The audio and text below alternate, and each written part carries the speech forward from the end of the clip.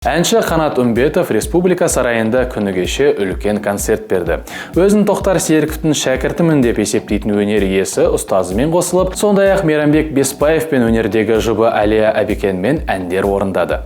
Шығармашылық кеш жайлы толығырақ Арай Жұмашқызы тарқатады.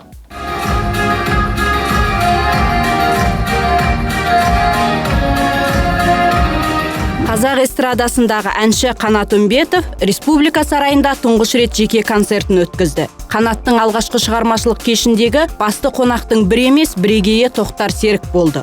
Өйткені кезінде өзі де шәкірт бола білген ел ағасы Тоқтар бүгінде ұстаз болу бақытына бөленген. Тоқтар мырза Қанаттай шәкіртімен мақтанады. Бүгін енді Алматының халқымен жүздесіп жатыр.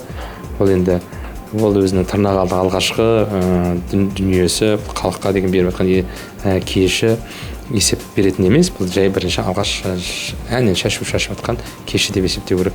Енді батасын алайын деп жатқан маңыздылығы сол маған. Мен сол бірнеше жыл бұрын жетелеп Астанадан алып келген кішкентай ғана Қанат бүгін таудай жігіт болып өзінің кешін жасап жатқан мен үшін үлкен нәрсе. Бұл еңбегіміздің жанған.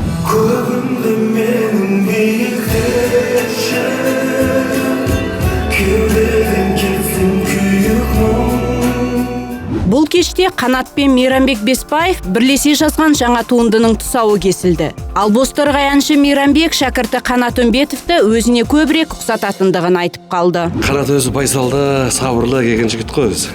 Серлігі бар, кішкене маған тартқан өзі. Біз Тоқтар екеуміз кейде қалжыңдаймыз, шәкірттерімізді ауыстырып алу керек бізге деп. Райым кішкене Тоқтарға келетін сияқты мінезі.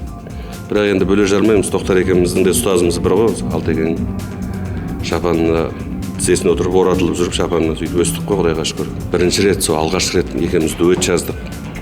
Естелік болсын деп. Қалай-қалай енді жастармен де қазір бауырлармен айтып жүрмін ғой, бірақ дегенмен шәкіртіммен айтпаппын өлең. Соны бүгін қуаныштымын. Данияр Сердалиев деген, сосын Ақберен Елгезеков деген ақын композитор жігіттермен бірігіп сүйікті етші деген бір ән жаздық. Әнші Қанат кез келген қыз келіншекпен бірігіп ән сала бермейді. Сері бүгінге дейін тек Әлия Әбікенмен ғана үзбей ән орындаған. Қос өнерпаздың бірігіп жаздырған әндерінің саны 15-тен асады. Әлия ханым бұл шығармашылық тандемнің қалай құрылғанын айтып берді. Қанат екеумізде қазір 15 жуықтай ән бар. Біз негізі бір-бірімізбен 11-ші жылы таныстық. Біз негізі осы бір 4-5 дуэттен кейін ойлағанбыз. Жарайды енді ол өзінше жеке әнші, мен жеке әншімін, мен өзім дәстүрлі әншімін. Бірақ бізге осы дуэтті жаздырамыз, келе береді, дуэттер бере береді бізге композиторлар. Көбісі дуэттер бере береді, сосын айтып көрсек, жарасып кетеді, халықтың көңілінен шығады. Сол дуэттен шығамай жүрміз екеумізде.